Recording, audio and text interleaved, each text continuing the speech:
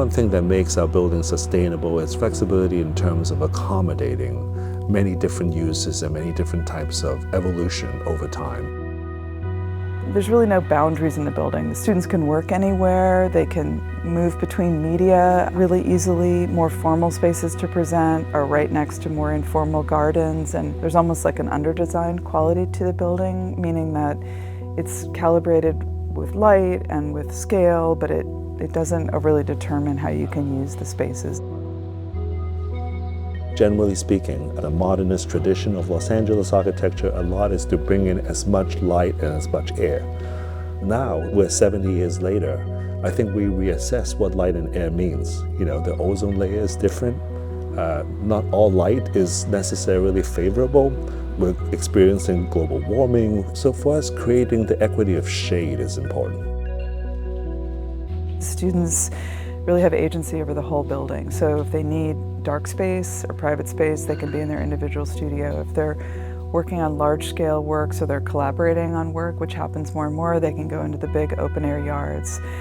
We added several thousand square feet of covered outdoor area that wasn't conditioned, so that makes it a lot less expensive and carbon light to operate those spaces. So the students could be in open air but shaded space. And I think it was important we didn't create a building that was like a totally walled-in compound, but the softness of those spaces, the porosity that maybe was driven by a climate response, becomes a kind of important urban kind of benchmark of how the building sits in the neighborhood.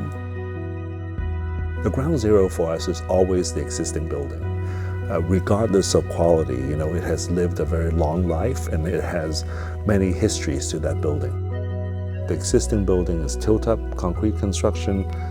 We are doing that not only because we are imitating it, but there was a reason for tilt-up construction that makes it very sustainable.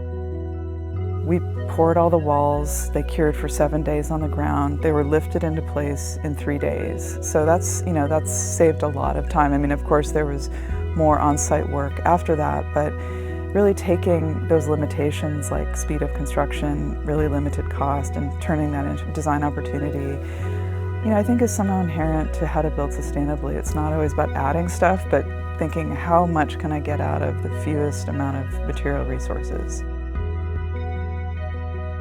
The Holcim Foundation Award is really the premier design award for sustainable building. And why it's particularly important for us, having spent time in Europe, teaching and working, is that, you know, we always look to the East, to European countries for setting the standard, for pushing designers and industry towards better practices. And so I think to receive the award for an American project is really important.